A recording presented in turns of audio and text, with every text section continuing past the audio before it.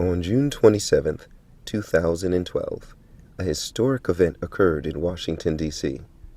Hazrat Khalifatul Masih V, may Allah strengthen his hand, met with leading congressmen and senators and other leaders at Capitol Hill.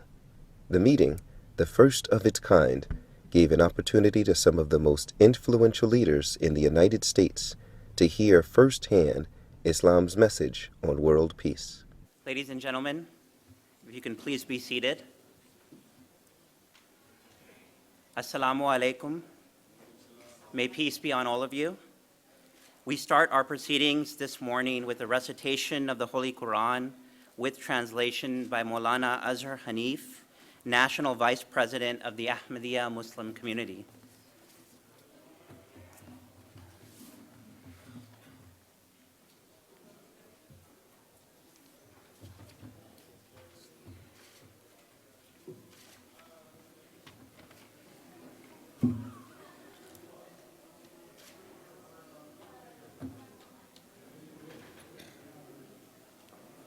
أعوذ بالله من الشيطان الرجيم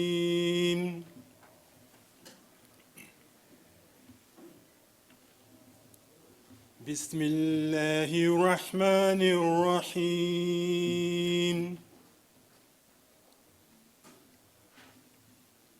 يا أيها الذين آمنوا كونوا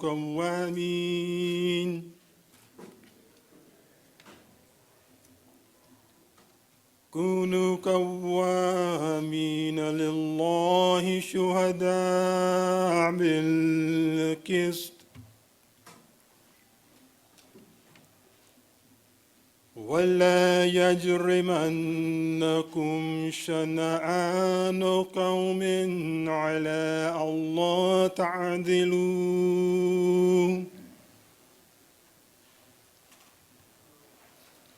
اعدلوا هو أقرب للتقوى واتقوا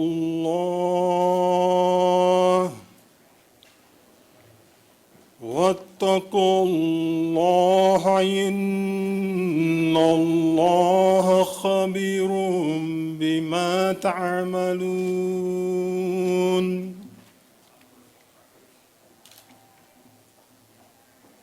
The verse of the Holy Quran, which I have just recited, is from chapter number 5, verse number 9, Surah Al-Ma'idah. The translation of this verse is as follows. O ye who believe, be steadfast in the cause of Allah, bearing witness in equity, and let not a people's enmity incite you to act otherwise than with justice. Be always just. That is nearer to righteousness. And fear Allah. Surely Allah is aware of what you do.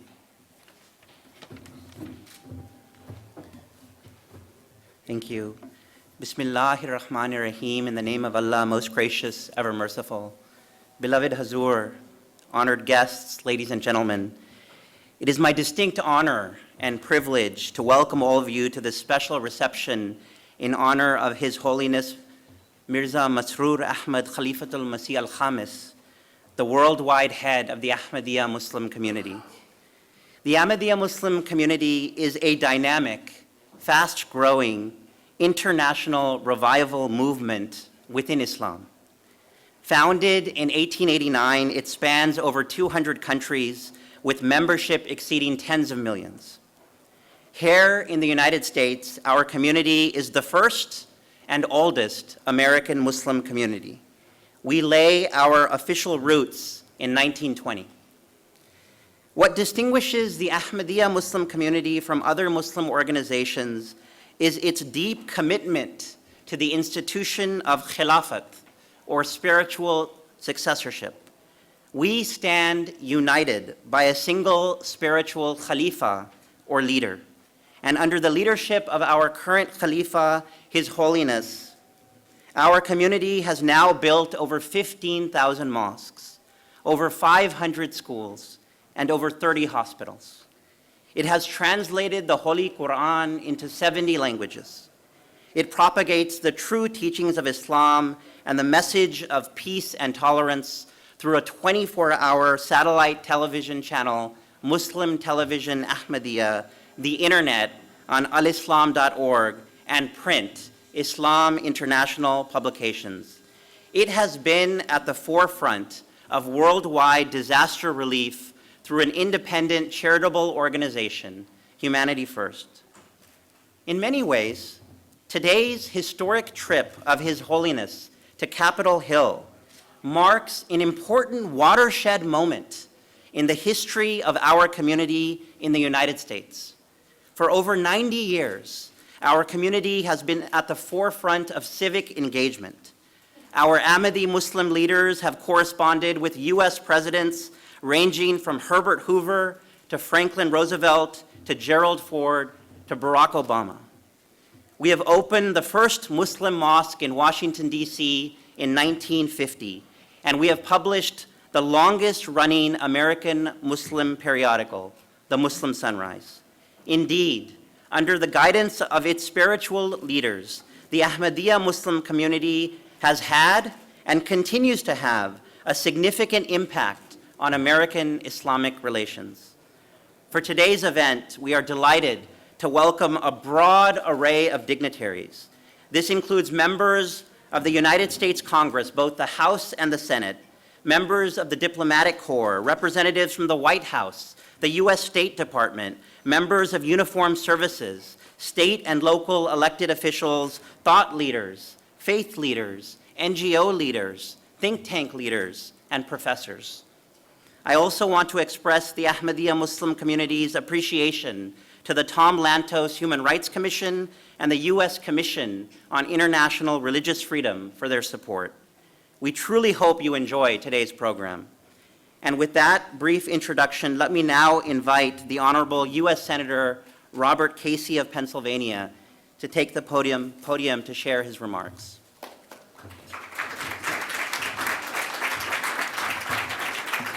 Thank you very much, and I'll be very brief. First of all, I want to express gratitude for the privilege of appearing here in front of Your Holiness and this assemblage. We're really honored you're here.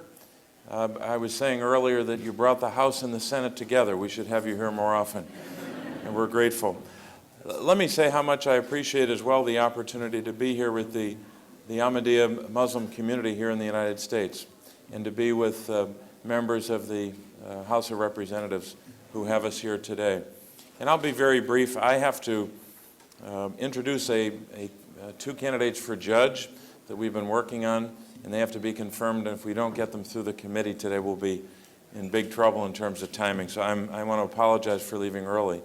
But Your Holiness, I want to thank you for your great leadership, the example and the demonstrated commitment that you've shown to tolerance and to justice and to peace. And as a Pennsylvanian, and we're especially grateful that you'll be visiting Pennsylvania as part of your trip, but as a Pennsylvania U.S. Senator, I can't help but think of my own history, or the history of our state, in the example of William Penn. When he came across the ocean in the 1600s, he came to found what he called a tolerance settlement, a place where religious freedom and diversity could be not just celebrated, but be part of the fabric of what was then just a territory, and now it's become a commonwealth, a state. And we're grateful for that inspiration. And today, on this day, we draw inspiration from you, from your work, and from your followers, not only here in the United States, but the world over. God bless you, and thank you.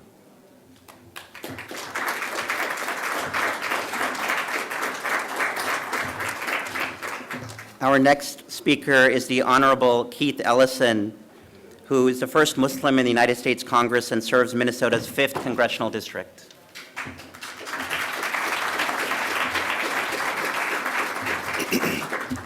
Assalamu alaikum, everyone. That means just peace be unto you. It's the same thing that Jesus might say if he were here with us today.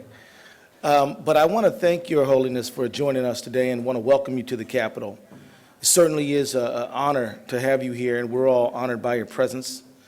I'd like to just point out that it's not in every country in the world that the Ahmadiyya community has been able to operate as freely as they might. This is something I think that is an important thing to point out today, because in this world we live in, the fact is that there are precious few countries where all the people can practice their faith as they're inspired to do so. I can tell you that in America may be the country where it's freest to practice Islam anywhere in the world. And I say that because I know that if we were in Iran, not so easy to be Sunni. If we were in Saudi, not so easy to be Shia. If we were in Pakistan, very difficult to be Ahmadiyya. And there, I could run right on down the list, but in America, all seek the divine as they choose. Different ways to be Muslim, all Muslim, different ways to be Christian, many denominations, many ways to be Jewish, many approaches, and it goes on and on and on. So I just want to let you know that we're honored by your presence, very proud of our commitment to religious tolerance in the United States, and we believe that though we may be among the most diverse countries in the history of the world, we have a great degree of stability and acceptance when it comes to religious inclusion. I also want to thank you, Your Holiness, again, because under your leadership and inspiration, the Ahmadiyya community has been a true blessing to its neighbors here in the United States. It was only a few months ago that I sat down in the Cannon building and rolled up my sleeve so that I could give some blood, and I know many of my colleagues did the same thing, in a program called Muslims for Life, and this was a blood drive on September 11th that the Ahmadiyya community sponsored. But it's not only that. The community has been building schools, been being a true asset to the community here in the United States. I want to thank you, and I also want to thank my colleagues from the House of Representatives, too numerous to mention. That's a good problem. But I think that by our strong presence here today, what we're saying to you is we value religious diversity, we value the Ahmadiyya community, and we value your leadership. Thank you very much. Thank you, Congressman Ellison. Our next speaker is the Honorable Brad Sherman, one of our event hosts and representative of California's 27th District. I invite him to the podium.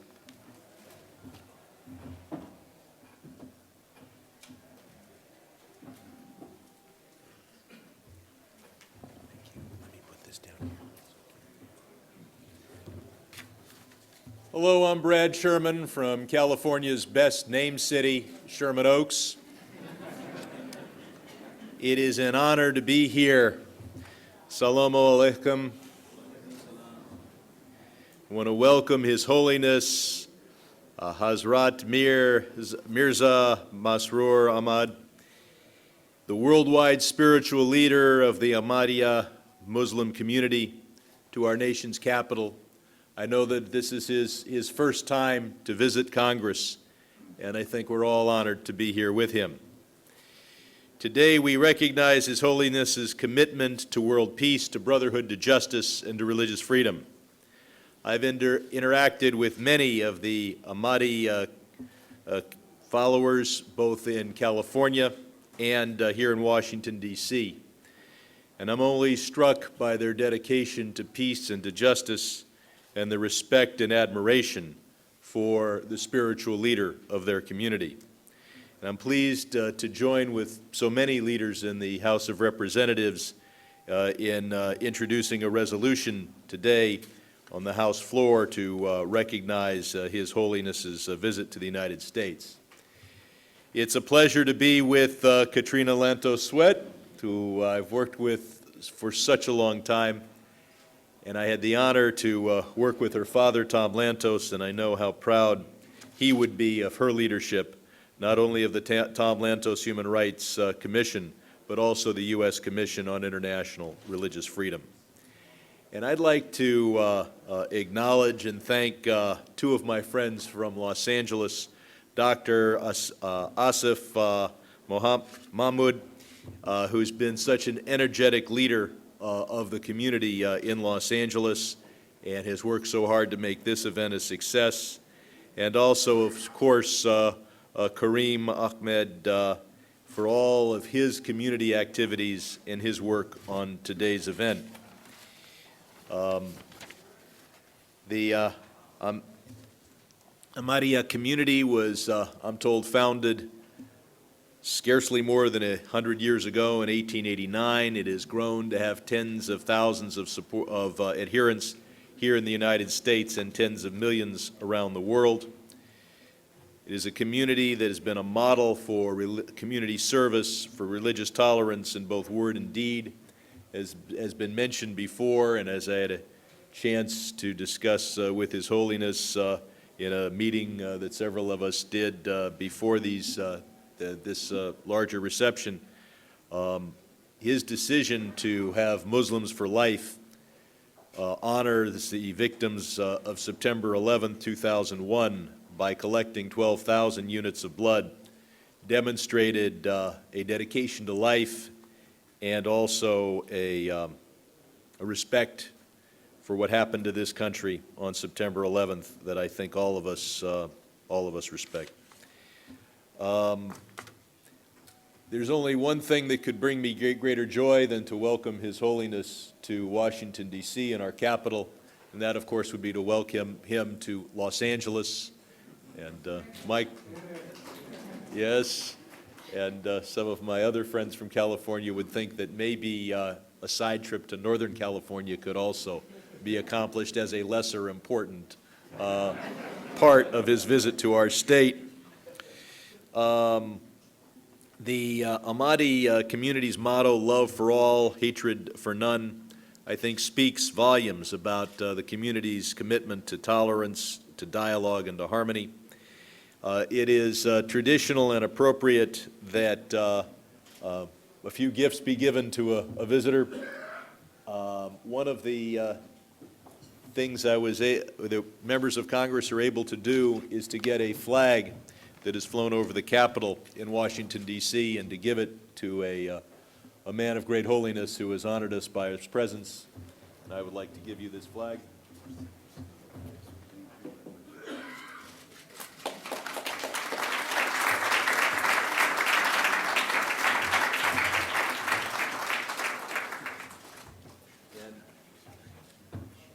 Not everybody here in Washington trusts what I say.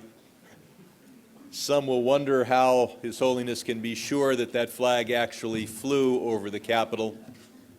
His Holiness himself is a man of faith, and I'm sure he has faith, but for doubters in the audience, I also brought a certificate of authenticity to restore faith to those with doubts. I've also brought some special cufflinks for His Holiness. I thank you for this opportunity.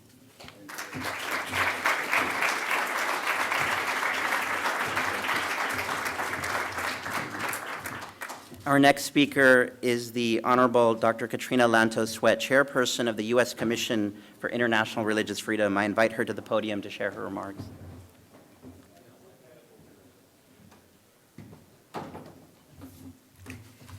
Thank you so much. It is truly a great honor and pleasure to be here. I have to say that there's a particular sense of blessing that seems to rest on this brimming room today, and I'm sure that that's due in part to the wonderful spirit of goodwill, the warm hearts, and the sense of optimism and love of the participants. But Your Holiness, it is undoubtedly a reflection of the blessing that you bring to this capital, and so we are so honored and so grateful to have you here. Speaking for all my USERF colleagues, and I want to recognize my very distinguished colleague, Aziza Al-Hibri, who serves with me on USERF, I am delighted to join members of Congress, His Holiness, and our gracious Ahmadiyya hosts here in our nation's capital. Soon you will hear His Holiness speak about his vision of peace and freedom among peoples and nations. This has been the Ahmadiyya message since its founding in 1889, well over a century ago.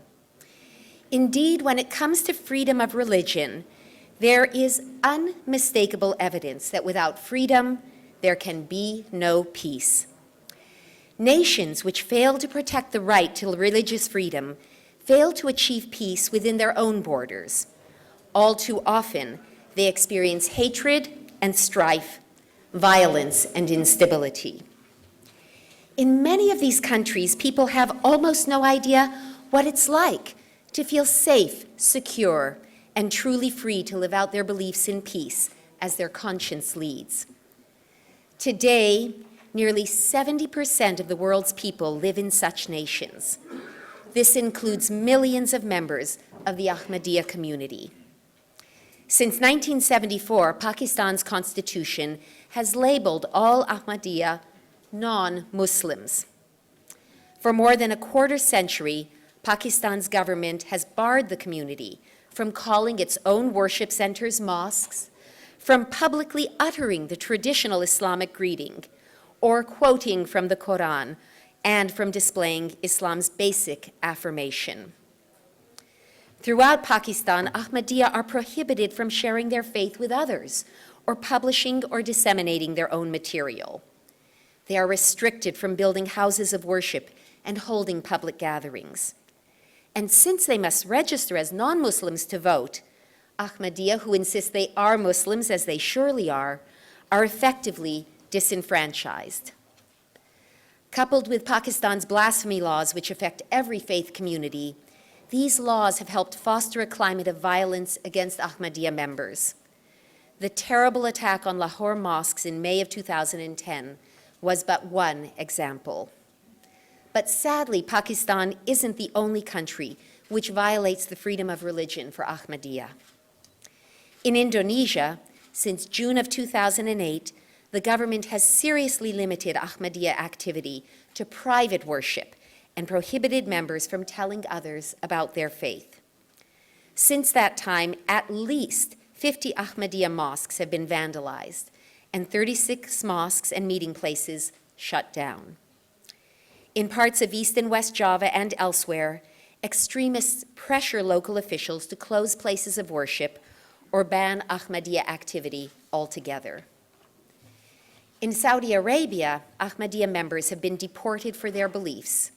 In Egypt, they have been charged under its blasphemy laws. In 2010, I'm proud to say that USERF's intervention helped a number of members leave Egypt for safety abroad. Now, let's be clear. The message of the Ahmadiyya community is a positive call for world harmony and liberty. It points beyond today's sufferings to tomorrow's hopes and dreams. Nonetheless, if we are to stand for these principles, we who believe in peace and freedom dare not be silent. We must take a stand for those who face persecution, wherever and whenever it occurs.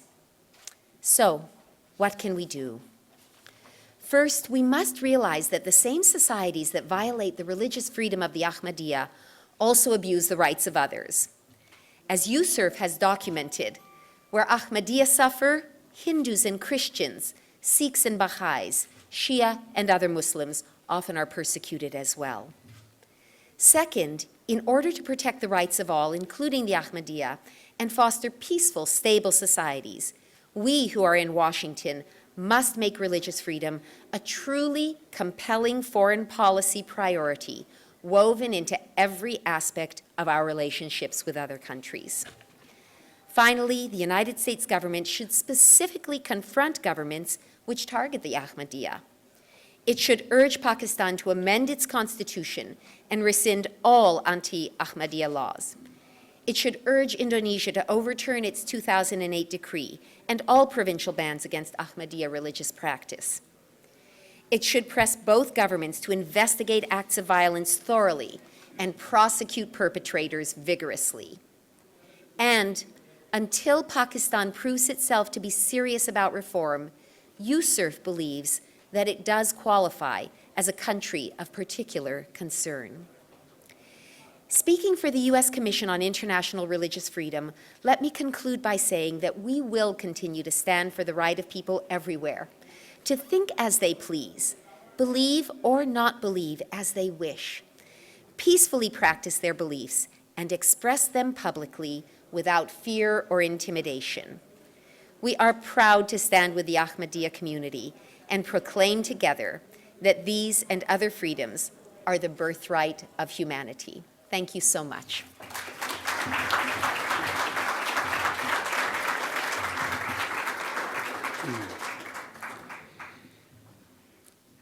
Our next speaker is the Honorable Frank Wolf, who is a representative of Virginia's 10th District and also co-chairman of the Tom Lantos Human Rights Commission. I invite him to the podium to share his remarks.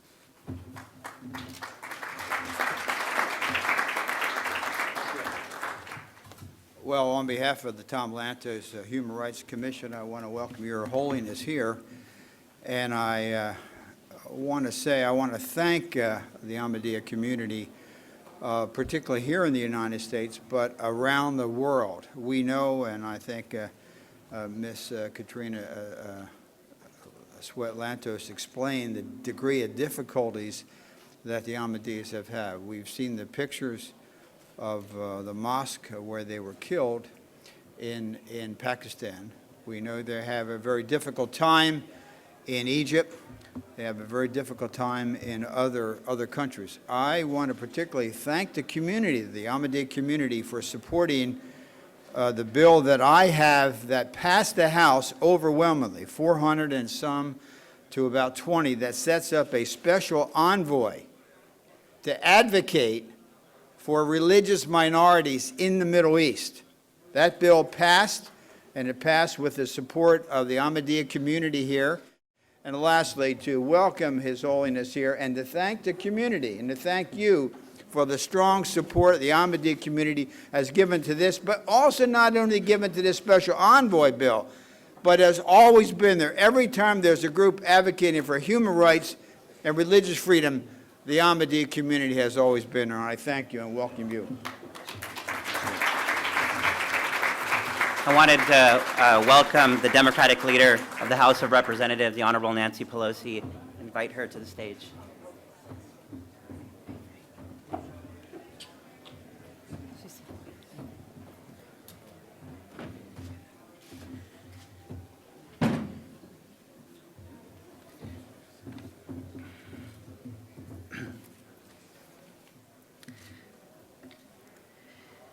Our next speaker is the Honorable Mike Honda, representative of California's 15th District.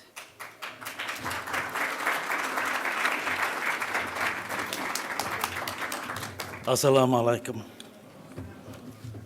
I want to welcome His Holiness to Washington, D.C. and thank you for visiting us. And last night I had the honor to meet His Holiness at the Ahmadiyya Muslim Community Mosque in Maryland.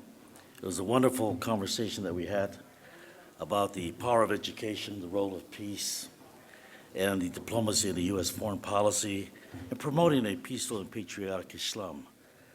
And I just want to mention how proud we are to have Keith Ellison, our first Muslim American, representing his state and his district in the most diplomatic and powerful way that I think that we would all like to see all of our members do.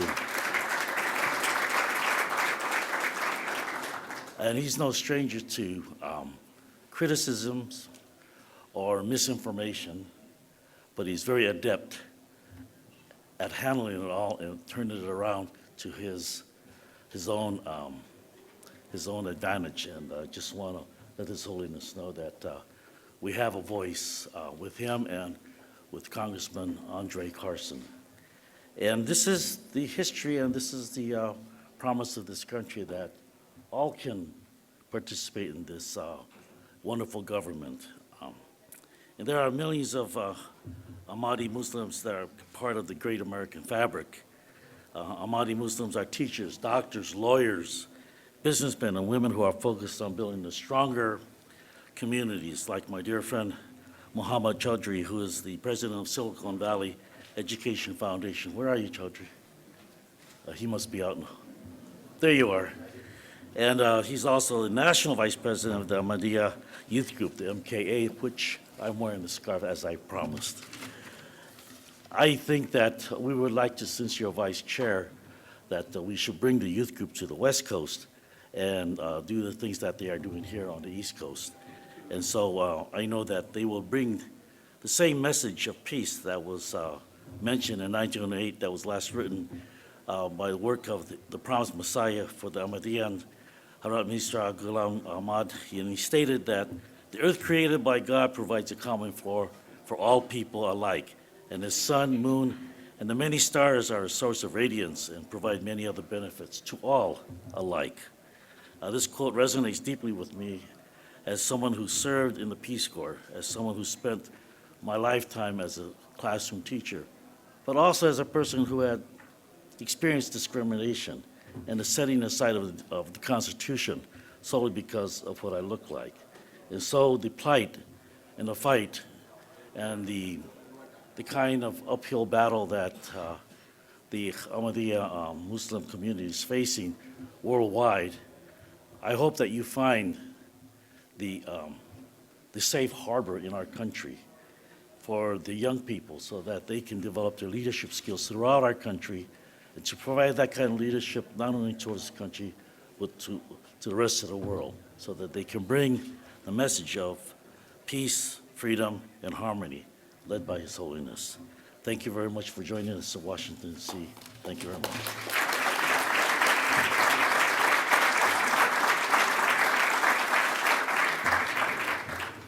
Thank you. Before proceeding to the special presentation of a resolution, I wanted to acknowledge the presence of many members of Congress who are here. Congresswoman Sheila Jackson Lee, Congresswoman Janice Hahn, Congresswoman Jan Schakowsky, Congresswoman Jackie Spear, Congresswoman Zoe Lofgren, Congressman Gary Peters, Congressman Howard Berman, Congressman Gene Schmidt, Congressman Chris Murphy, and also with us is the former Virginia Governor, Tim Kaine.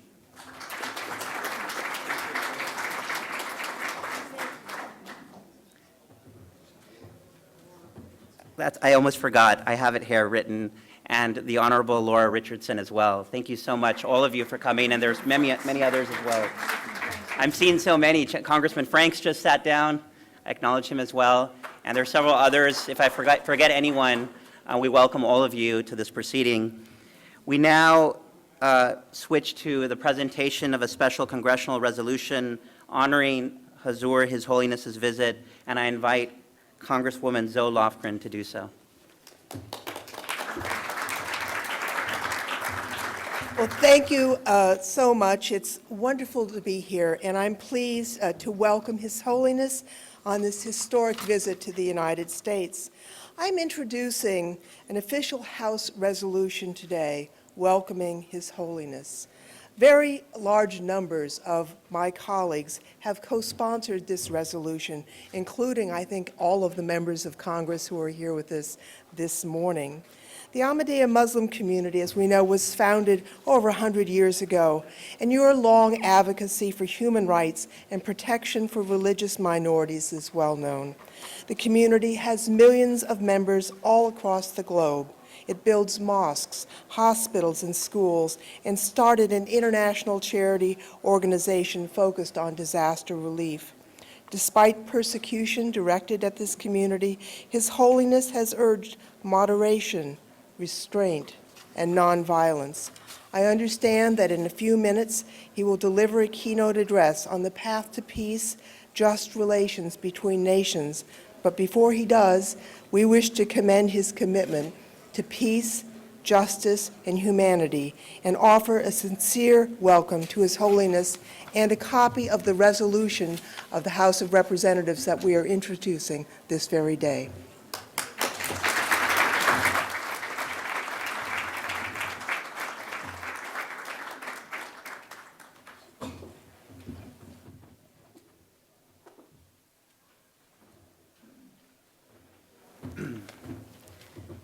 Also wanted to acknowledge several other members of Congress who have come here, Representative Judy Chu, and also we have several other members who came earlier, Congressman Ted Poe, Senator Cornyn, several members of Congress who are still to come as well.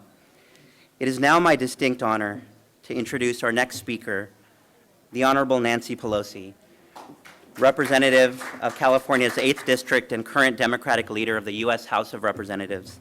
In 2007, Leader Pelosi became the first female Speaker of the House, a position she held until 2011.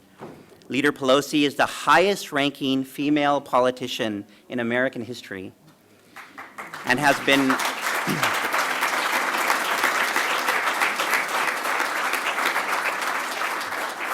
and she has been described as, quote, an extraordinary leader for the American people by our President Barack Obama. I invite Leader Pelosi to the podium to share her remarks.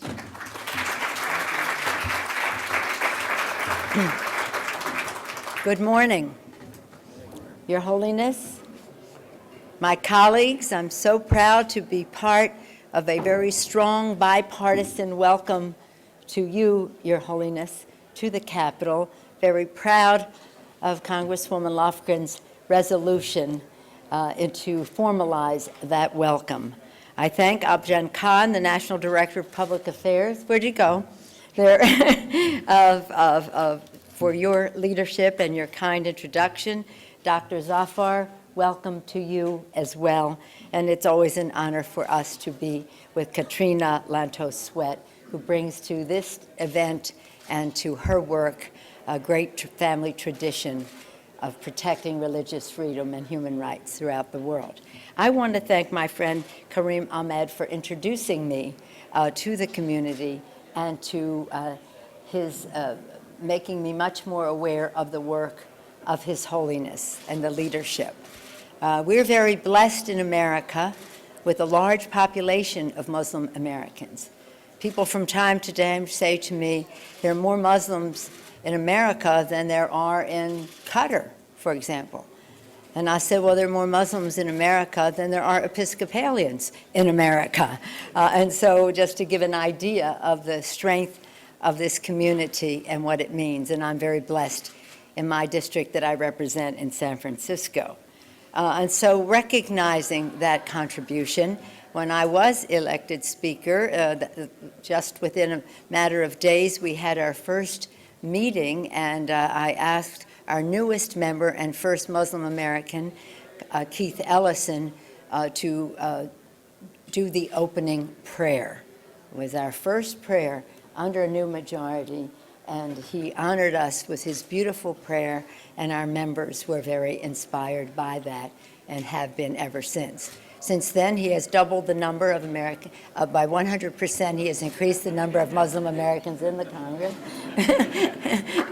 With Congressman Carson, more to be done.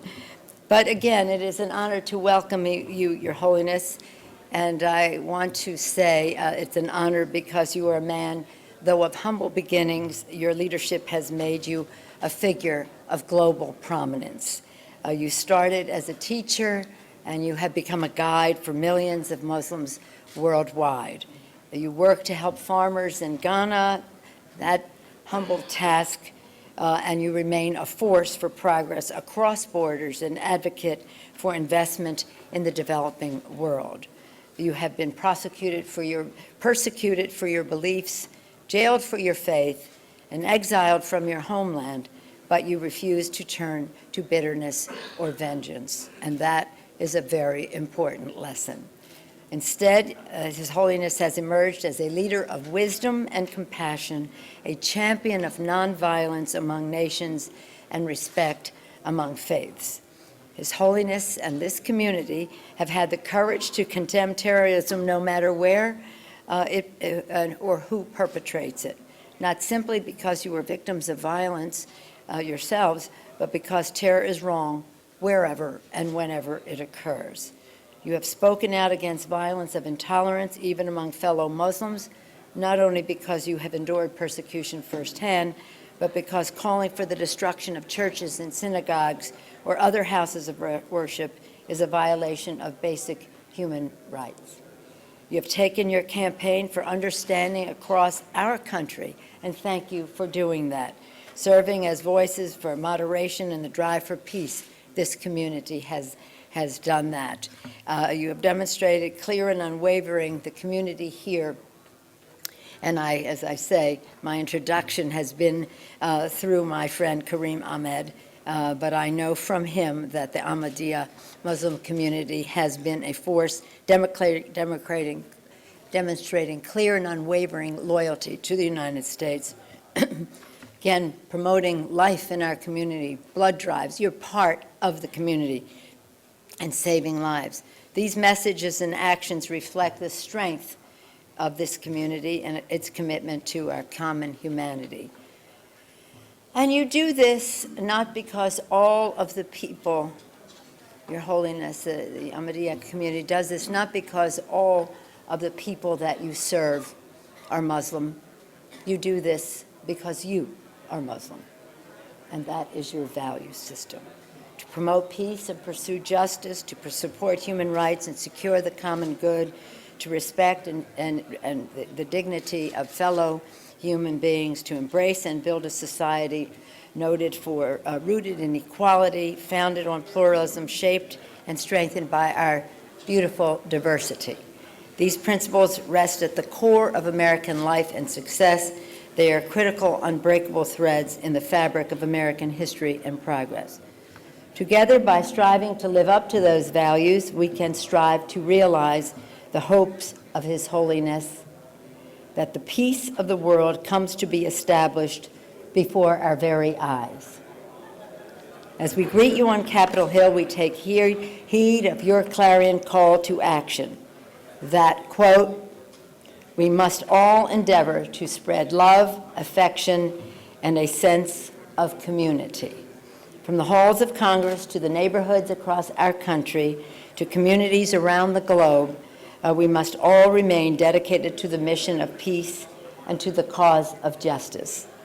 We must strengthen our nation and our world through love and understanding. Thank you. Thank you for your leadership role, for your being such a visionary, such an inspiration.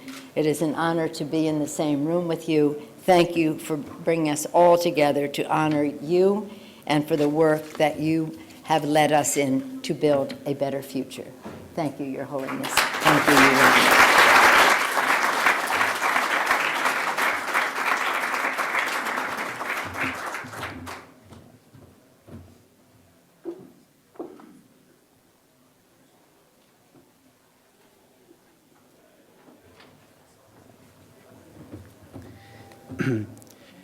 Thank you very much, Leader Pelosi. Our next speaker is Dr. Ahsanullah Zafar, the current president of the Ahmadiyya Muslim Community USA, who will introduce to us our keynote speaker, His Holiness Mirza Masroor Ahmad.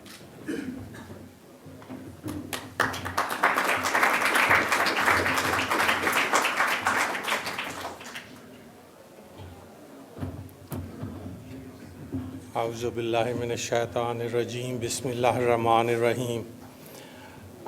Speaker Pelosi, well, Leader Pelosi now, but I always remember that margin. Members of the Senate and Congress, distinguished guests, ladies and gentlemen, I'm going to pass the podium on to Hazrat Mirza Masroor Ahmad, who is the fifth caliph or successor of the Messiah Mirza Ghulam Ahmad Qadiani alayhi salam, as was mentioned, from about 1889 when he declared his claim. We are a worldwide community in almost 200 countries in the world. Our numbers are small, our resources are limited, but it is the grace which is brought by his leadership that we are able to do things in a much larger scale and a much more effective fashion than would happen otherwise. The message that we carry is that if you are being hurt, do not respond with hurt, respond with prayers, respond with persuasion, and we have demonstrated, again, under his guidance throughout the world, especially in Pakistan, where most of the Ahmadis who are here, they came from.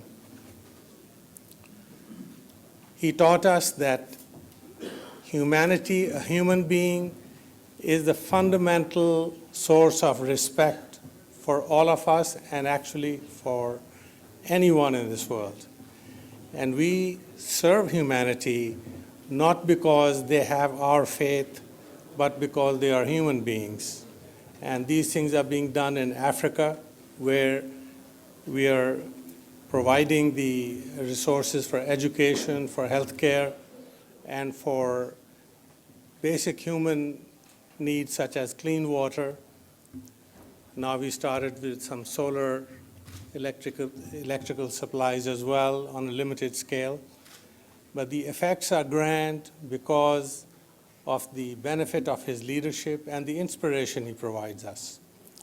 And that is what keeps us going as members, and I think that is what is the dominant part of how we are successful in so many different locations.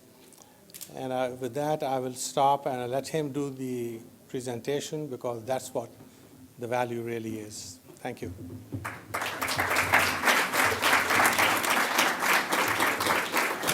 Hazrat Mirza Masroor Ahmad Khalifatul Masih al-Khamis.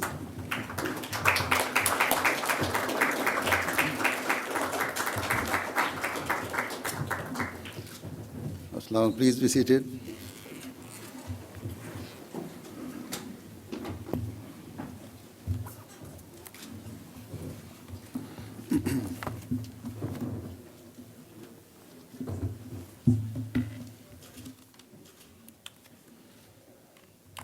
Bismillahirrahmanirrahim. In the name of Allah, the gracious, ever merciful. All distinguished guests, Assalamu alaikum wa rahmatullah wa barakatuh. Peace and blessing of Allah be upon you all. Before proceeding, I would like to first of all take this opportunity to thank you all for taking time to come and listen to what I have to say. I have been requested to speak about a subject that is extremely vast and wide-ranging. It has many different aspects, and therefore it is not possible for me to cover all of them in the short time available. And the subject that I have been asked to speak about is the establishment of world peace. Certainly, this is the most vital and pressing issue facing the world today. However, as the time is limited, I will only briefly give the Islamic viewpoint on the establishment of peace through just and equal relations between nations. The truth is that peace and justice are inseparable. You cannot have one without the other. And certainly, this principle is something that all wise and intelligent people understand, leaving aside those people who are determined to create disorder in the world. No one can ever claim that in any society, country, or even the entire world, there can be disorder or a lack of peace where justice and fair dealing exists. Nevertheless, we find that in many parts of the world, disorder and a lack of peace are prevalent. Such disorder is visible both internally within countries and externally in terms of the relations between various nations. Such disorder and strife exists even though all governments claim to make policies that are based on justice. And all claim that the establishment of peace is their primary objective. Yet, in general, there is little doubt that restlessness and anxiety is increasing in the world, and so disorder is spreading. This clearly proves that somewhere along the line, the requirements of justice are not being fulfilled. Therefore, there is an urgent need to try and end inequality wherever and whenever it exists. And so, as the worldwide head of the Ahmadiyya Muslim community, I would like to make a few observations about the need for and the ways to achieve peace based on justice. The Ahmadiyya Muslim community is purely religious community. It is our firm belief that the Messiah and Reformer who was destined to appear in this age and enlighten the world as to Islam's true teachings has indeed arrived. We believe that the founder of our community, Hazrat Mirza Ghulam Ahmad of Qadian, was that very promised Messiah and Reformer, and thus we have accepted him. He presses upon his followers to act and propagate the real and true teachings of Islam that are based on the Holy Quran. Therefore, everything that I will say in relation to establishing peace and in relation to conducting just international relations will be based on Quranic teachings. In relation to achieving world peace, all of you regularly express your opinions and indeed make great efforts. Your creative and intelligent minds allow you to present great ideas, plans, and indeed a vision of peace. Thus, this issue does not require me to speak from a worldly or political perspective. But instead, my entire focus will be on how to establish peace based on religion. And for this purpose, I shall, as I have earlier said, present some very important guidelines based on the teachings of the Holy Quran. It is important to always remember that human knowledge and intellect is not perfect, but is in fact limited.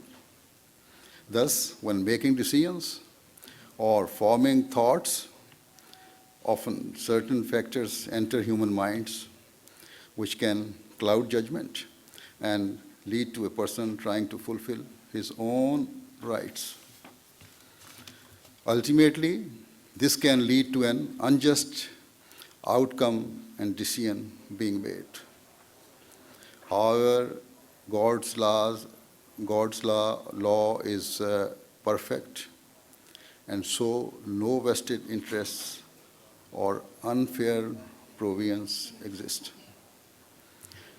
This is because God only desires for the good and betterment of his creation. And therefore, his law is based entirely on justice. The day the people of the world come to recognize and understand this crucial point will be the day that the foundation for true and everlasting peace will be laid. Otherwise, we continue to find that although efforts are endlessly made to establish world peace, yet they are unable to provide any worthwhile results.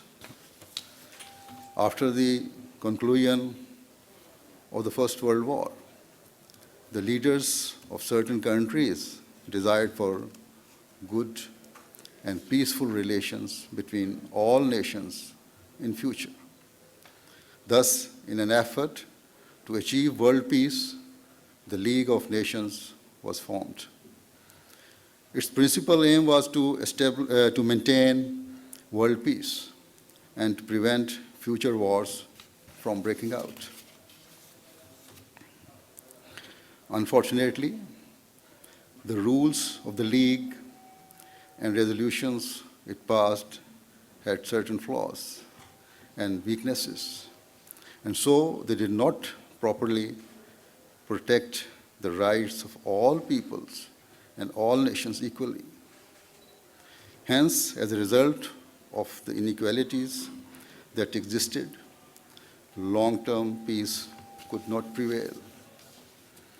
The efforts of League failed, and this led directly to World War II. We are all aware of the unparalleled destruction and devastation that ensued, where around 75 million people globally lost their lives, many of whom were innocent civilians. That war should have been more than enough to open the eyes of the world. It should have been a means to developing wise policies that granted all parties their due rights, based on justice, and thus proved to be a means of establishing peace in the world. The world's governments at the time did endeavor to some extent to try and establish peace, and hence the United Nations was established. However, it soon became quite apparent that the noble and overarching objective underpinning the United Nations could not be fulfilled. Indeed, today, certain governments quite openly make statements that prove its failure. What does Islam say in relation to international relations that are based on justice and so a means of establishing peace? In the Holy Quran, God Almighty has made it clear that whilst our nationalities or ethnic backgrounds act as a means of identity, they do not entitle or validate any form of superiority of any kind. The Quran thus makes clear that all people are born equal. Furthermore, in final sermon ever delivered by the Holy Prophet Muhammad sallallahu alaihi wasallam, peace and blessing of Allah be upon him, he instructed all Muslims to always remember that an Arab is not superior to a non-Arab, and nor is a non-Arab superior to an Arab. And he taught that a white person is not superior to a black person, and nor is a black person superior to a white person. Thus, it is clear teaching of Islam that the people of all nationalities and all races are equal. It is also made clear that all people should be granted equal rights without any discrimination or prejudice. This is the key and golden principle that lays the foundation for harmony between different groups and nations and for the establishment of peace. However, today we find that there is division and separation between powerful and weaker nations. For example, in the United Nations, we find that there is a distinction made between certain countries. Thus, in the Security Council, there are some permanent members and some non-permanent members. This division has proved to be an internal source of anxiety and frustration, and thus we regularly hear reports of certain countries protesting against this inequality. Islam teaches absolute justice and equality in all matters, and so we find another very crucial guideline in chapter 5, verse 3 of the Holy Quran. In this verse, it states that to fully comply with the requirements of justice, it is necessary to treat even those people who go beyond all limits in their hatred and enmity with fairness and equity. And the Quran teaches that wherever and whoever counsels you towards goodness and virtue, you should accept it. And wherever and whoever counsels you towards sinful or unjust behavior, you should reject it. A question that naturally arises is that what is the standard of justice required by Islam? In chapter 4, verse 136, the Holy Quran states that even if you have to testify against yourself or your parents or your most loved ones, then you must do so in order to uphold justice and to uphold the truth. Powerful and rich countries should not usurp the rights of the poor and weaker countries in an effort to preserve their own rights, and nor should they deal with the poorer nations in an unjust fashion. On the other hand, the poor and weaker nations should not seek to inflict harm on the powerful or wealthy nations whenever the opportunity arises.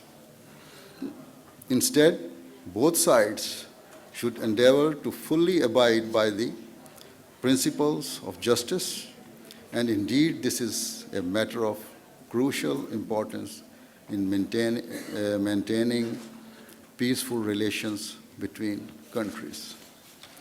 Another requirement for peace between nations based on justice is given in chapter 15 of the Holy Quran, in verse 59, where it states that no party should ever look enviously at the resources and wealth of others.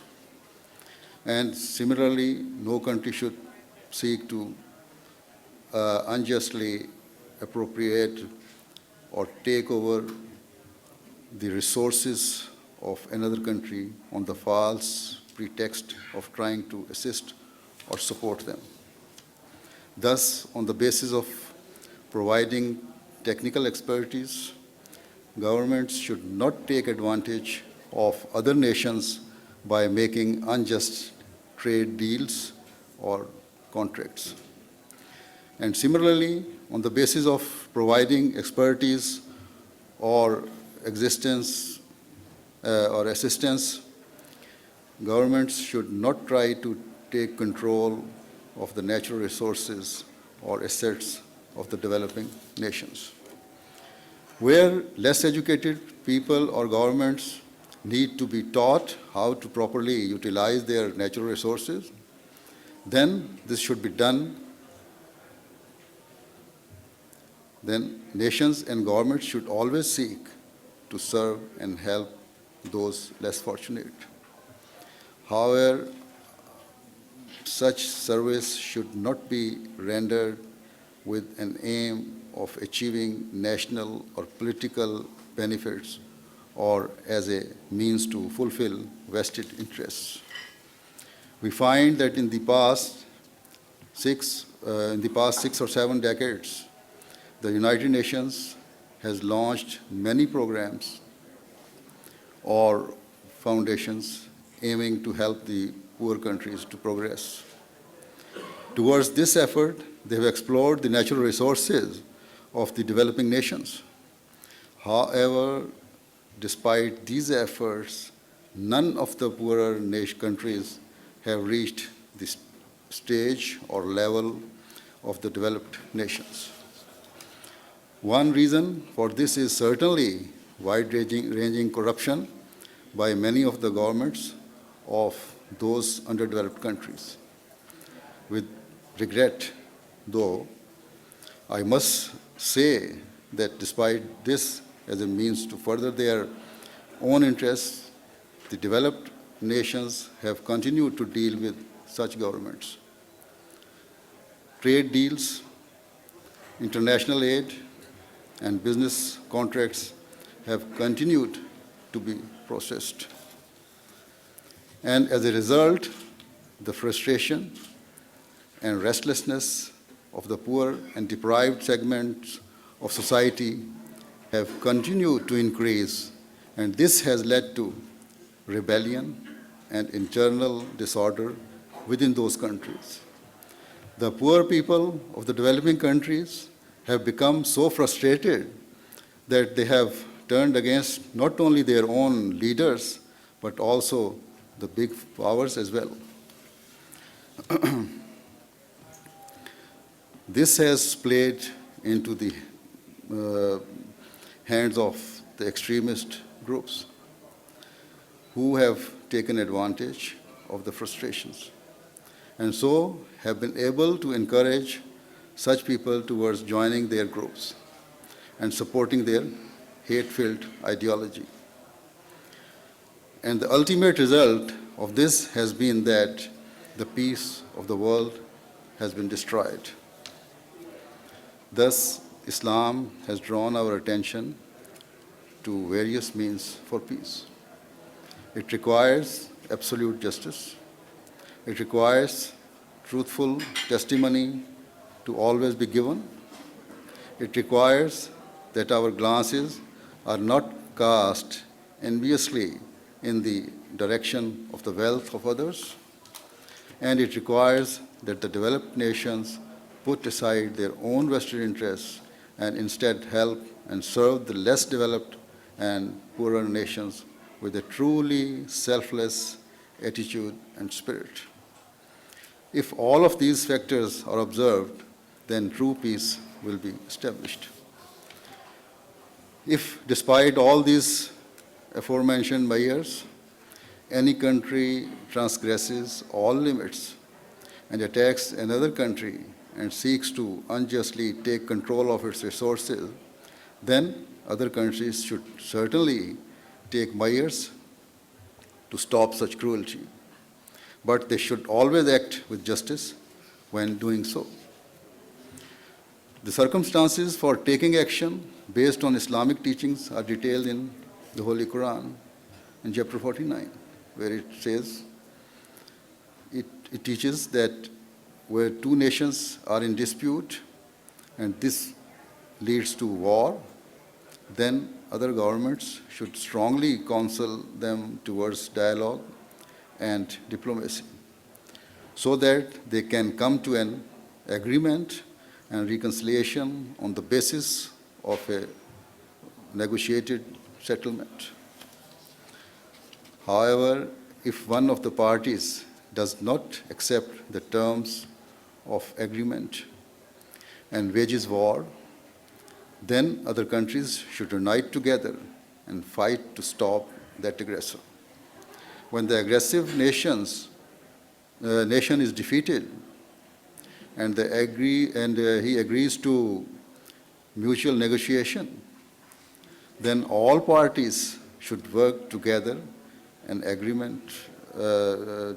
should work towards an agreement which leads to long-standing peace and reconciliation.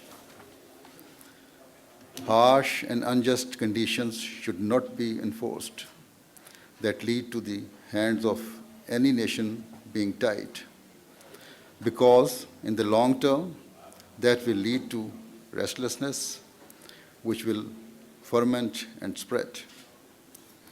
And the result of such restlessness will be further disorder. In circumstances where a third-party government seeks to bring about reconciliation between two parties, then it should act with sincerity and total impartiality. And this impartiality should remain even if one of the parties speaks against it. And so the third party should display no anger in such circumstances and should seek no revenge or act in any unfair manner. All parties should be afforded their due rights. Thus, for the requirements of justice to be fulfilled, it is essential that the countries who are negotiating a settlement should themselves not seek to fulfill their own personal interests or to try and derive benefit unduly from either country. They should not interfere unjustly or pressure either of the parties unfairly. The natural resources of any country should not be taken advantage of.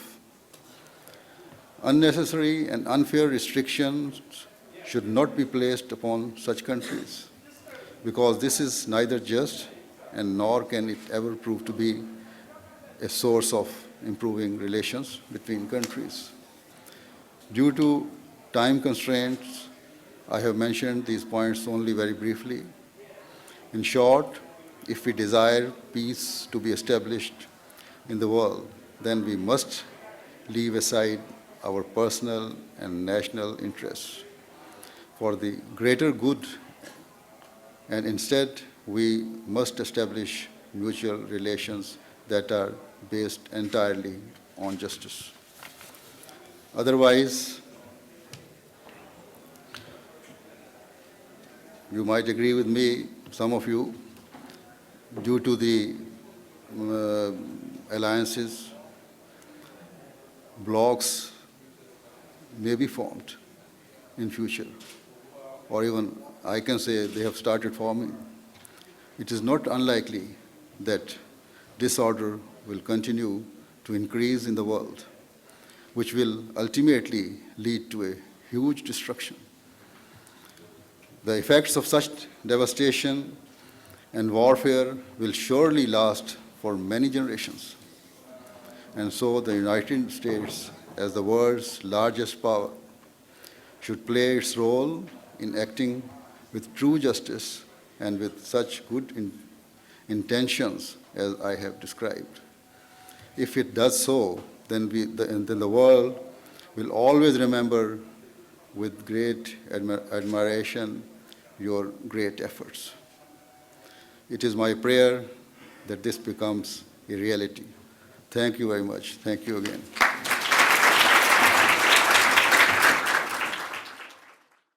According to our tradition, at the end of the function, we normally do silent prayer. So I will do the silent prayer. The Ahmadis will follow me, and all of you, our guests, can pray in their own way. Please, silent prayer.